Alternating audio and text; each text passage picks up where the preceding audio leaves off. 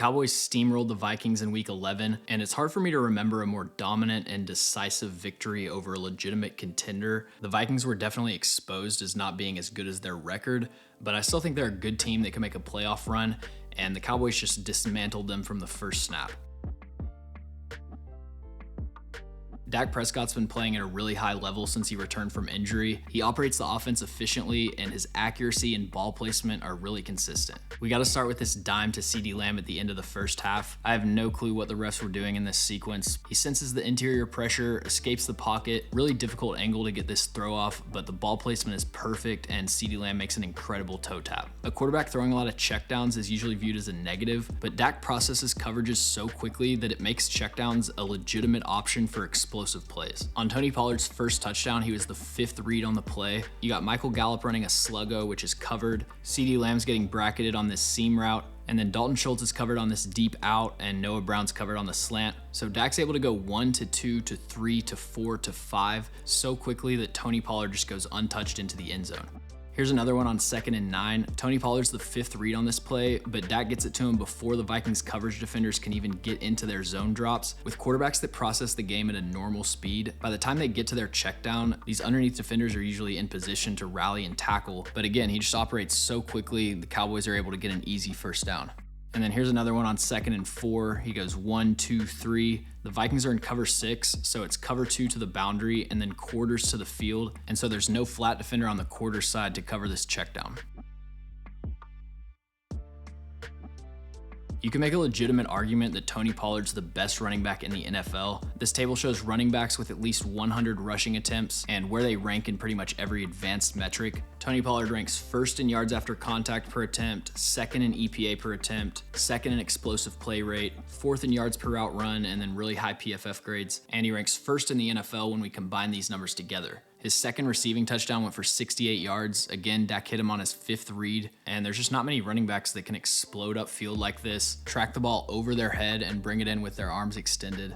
But it's not just speed and natural talent that makes Tony Pollard such a dynamic running back. One of his best traits is his vision and his patience to set up blocks. So right here, it's inside zone. His aiming point is the front side A-gap. You got the center climbing and sealing off Eric Kendricks. Zach Martin basically stalemating this 3-tech. So Cameron Bynum is the unblocked defender that Tony Pollard has to make miss. He flashes up to the A-gap to draw the safety into the traffic and then spins out to the open field. Right here, Dallas is running duo, so you got double teams on the two defensive linemen. Tony Pollard's reading Eric Kendricks, and he's going to hit whichever one of these gaps Kendricks doesn't fit. And Tony Pollard can just manipulate linebackers in these situations because of his short area quickness and his ability to fight through arm tackles. And then last play for Tony Pollard, it's outside zone. He does a great job again manipulating this linebacker and setting up Zach Martin's block. So he fakes the cutback, which moves Eric Kendricks to the backside A-gap. Zach Martin throws up this catch hand to seal him off, and Pollard runs through the gap that he opened up.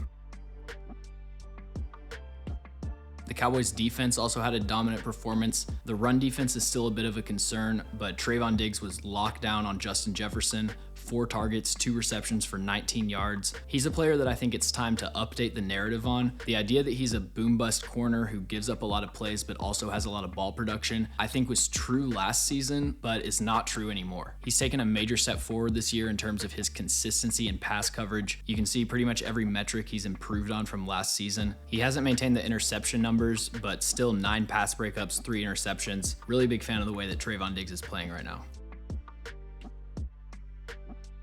Micah Parsons had yet another dominant performance, 9 pressures and 2 sacks on just 30 pass rushing snaps. Micah Parsons still gets my vote for Defensive Player of the Year. Myles Garrett would probably be the next guy I considered.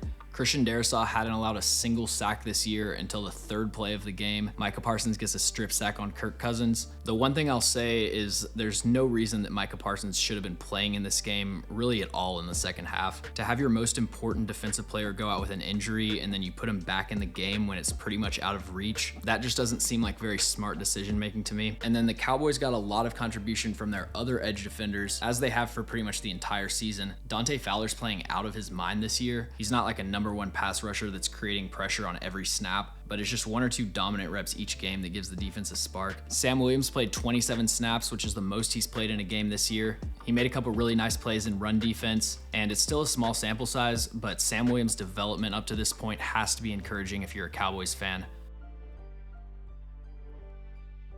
And then final player that I want to shout out is Jaron Kearse.